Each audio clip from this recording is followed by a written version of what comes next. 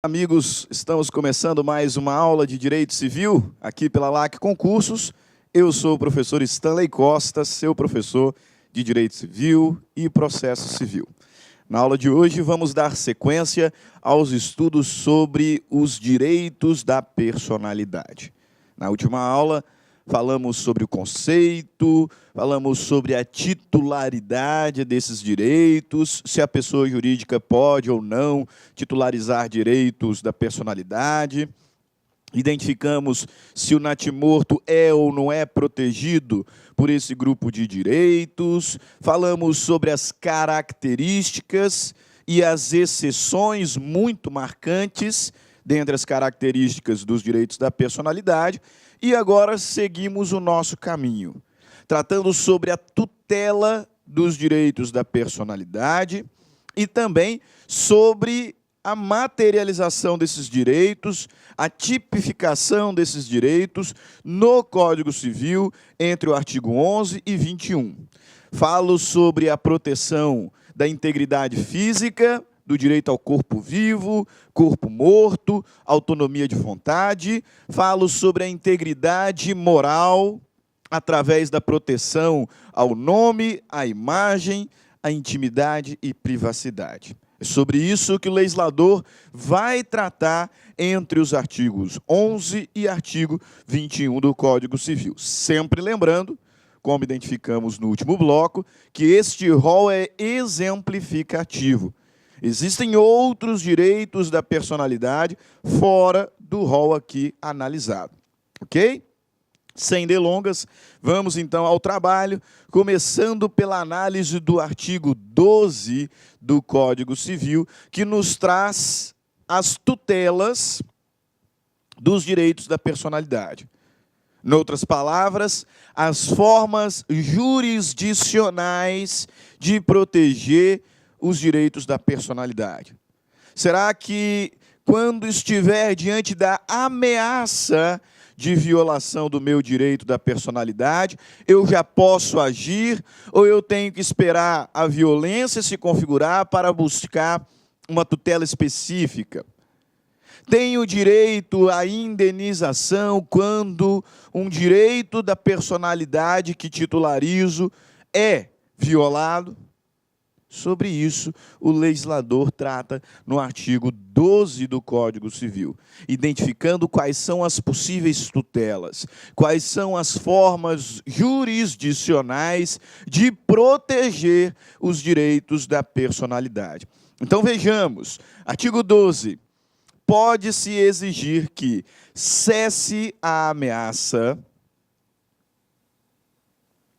ou a lesão a direito da personalidade e reclamar perdas e danos sem prejuízo de outras sanções previstas em lei. Esse texto, pois, nos revela que existem três formas de proteger o direito da personalidade. De forma preventiva, observem, pode-se exigir que cesse a ameaça. De forma específica, fazer cessar a lesão já configurada e ainda através de verba indenizatória, visto que é possível reclamar perdas e danos em decorrência da violação do direito da personalidade. Portanto, três são as tutelas previstas para a proteção dos direitos da personalidade. Primeiro, nós temos a tutela preventiva, como nos revela a primeira parte do dispositivo legal. O titular do direito da personalidade tem o direito de fazer cessar a ameaça. Quando imaginar ali uma situação concreta de justo receio de ter o seu direito à personalidade violado, o indivíduo não precisa aguardar a configuração desta violação, a configuração desta violência, ele pode se precaver, buscando cessar a ameaça. A ameaça. A segunda tutela, tutela específica. Quando o meu direito à personalidade já foi violado, eu posso buscar uma tutela específica para fazer cessar a lesão já causada. Imagine que tive fotos minhas particulares, documentos meus íntimos, divulgados na internet por determinada pessoa. Eu posso, a priori, independente de qualquer indenização, exigir que estas imagens, que esses documentos sejam imediatamente retirados do ar. Observem, pois, que estou em busca de uma tutela específica. A lesão já foi causada, a violação já se configurou. E o que eu pretendo, através da minha demanda, é fazer cessar a lesão. Especificamente, que se desfaça aquilo que já foi realizado. Tutela, pois, específica. Mas, além da tutela preventiva, tutela específica, é possível ainda reclamar indenização. E aqui, indenização por danos morais. Já comentei em outras aulas que a violação dos direitos da personalidade ensejam indenização por dano moral. No bem da verdade, regra geral, quando nós falamos em dano moral, estamos nos referindo a violações, a violências contra direitos da personalidade. Nós sabemos que o Instituto do Dano Moral, de certa forma, foi banalizado, de fato, mas, ao menos em regra, ao menos na origem, quando nós pensamos em dano moral, estamos nos referindo a lesões causadas a direitos da personalidade. Quando a minha integridade física é atingida, quando a minha integridade moral é atingida, quando a minha integridade intelectual é atingida. Além de buscar uma tutela específica para reparar a lesão, ainda é possível requerer verba indenizatória. Ainda é possível requerer indenização por danos morais. É isso que o legislador identifica no final do artigo 12. Além da tutela preventiva, que serve para fazer cessar a ameaça, quando tem o justo receio de ter direitos da personalidade violados. Basta lembrar casos emblemáticos como aquele da Carolina Dickmann e do Pânico, daquele programa Pânico na TV. Ela estava lá sendo cotidianamente perseguida para calçar as famosas sandálias da humildade, e aí ela buscou uma tutela, além de uma tutela específica, além de uma tutela uma tutela reparatória, também uma tutela preventiva. E o juiz, então, determinou que o programa Pânico não se aproximasse dela a menos do que tantos metros de distância. Tutela preventiva. Não é apenas uma tutela para fazer cessar a lesão já causada, mas uma tutela para evitar novas lesões. E aí aprove ao magistrado estabelecer ali um limite geográfico, um limite métrico de distância entre os apresentadores, entre os repórteres do Pânico na TV e a atriz global. E a atriz global. Você se lembra bem que não adiantou muito a determinação judicial, porque os repórteres do referido programa começaram a andar com uma trena na mão. Colocava lá e continuavam a pentelhar, continuavam a incomodar, continuavam a desrespeitar a intimidade, a privacidade da atriz global. Chegaram até, a certo momento, montar uma espécie de uma grua, né, de um guindaste, e com um megafone bem distante ficavam lá importunando a Carolina Dickmann. Até que o magistrado proibiu que o programa Pânico se referisse a Carolina Dickmann em sua programação, né, em seus quadros. Proibiu que o nome da atriz fosse proferido no programa. Tutela preventiva. Tutela preventiva, mas também determinou o pagamento de indenização, tutela reparatória. Mas as fotos foram publicadas. Mas documentos foram publicados na internet. Então, faz tirar de lá. Tutela específica. Feito 3 formas de proteger os direitos da personalidade, portanto, são apresentadas no artigo 12. Pode-se exigir que cesse a ameaça ou a lesão a direito da personalidade e ainda reclamar perdas e danos sem prejuízo de outras sanções previstas em lei. Ok? Importa-nos ainda destacar aqui enunciado 140 do CJF e 2 súmulas do STJ que costumam cair, costumam ser cobradas em concurso público, portanto, bastante atenção.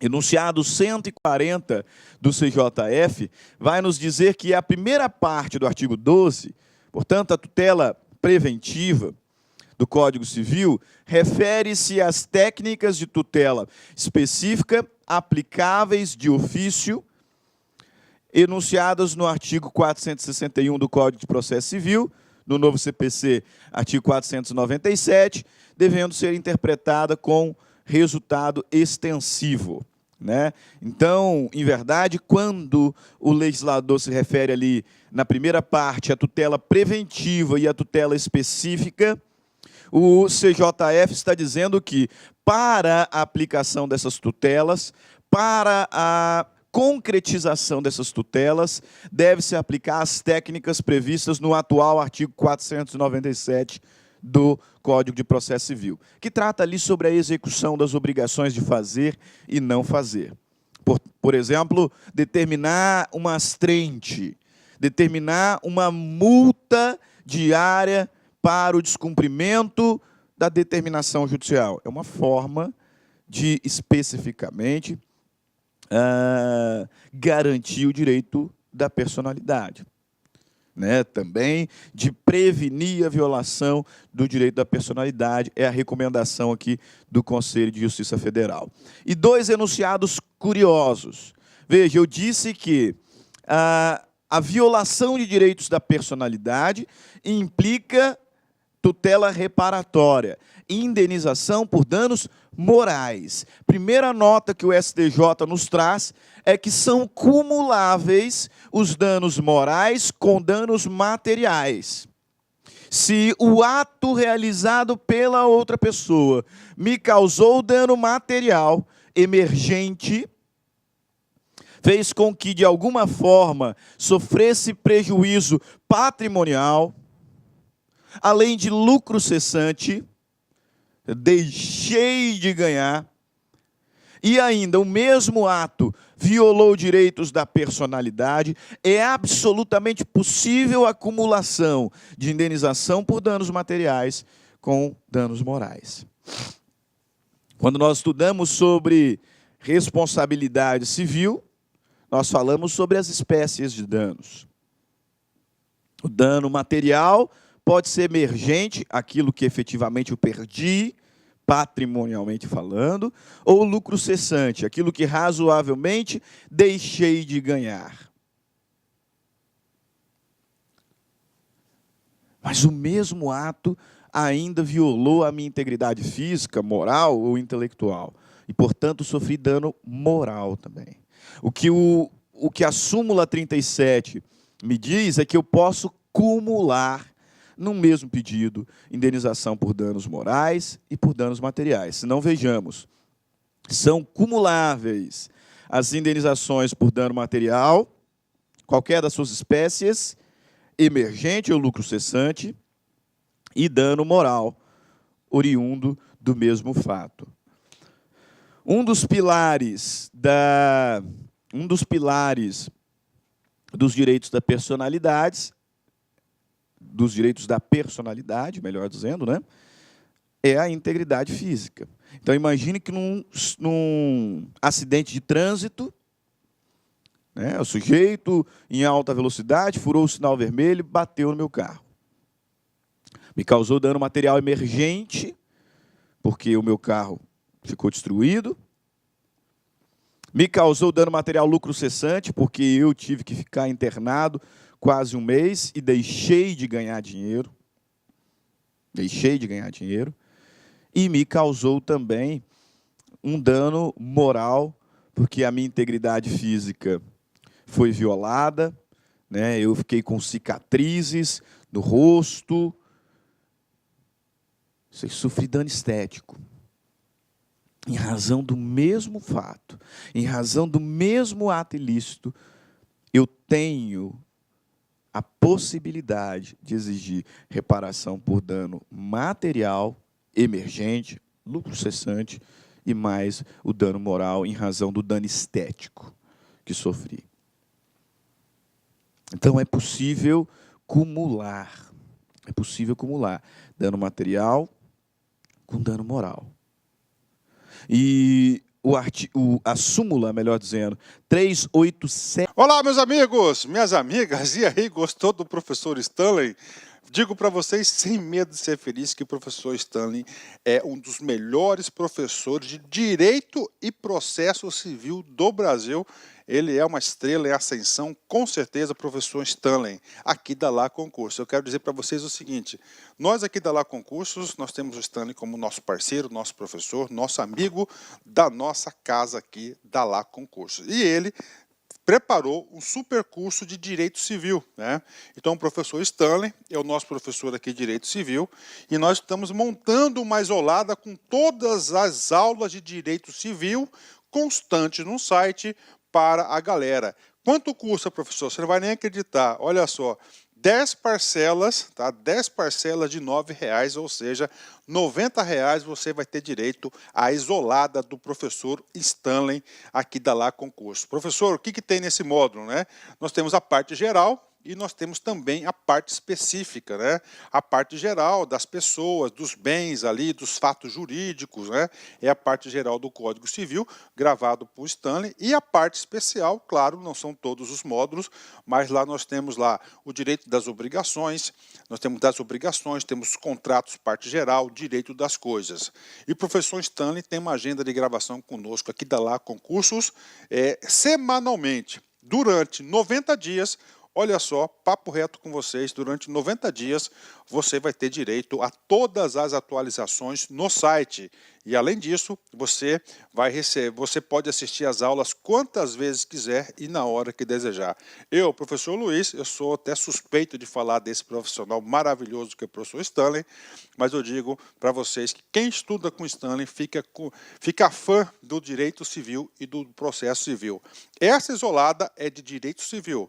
Nós estamos preparando a isolada do professor Stanley também de processo civil. Tá certo, meus amigos? Então, um forte abraço, eu espero vocês aqui na Lá Concursos. Fui, tchau. Clique lá.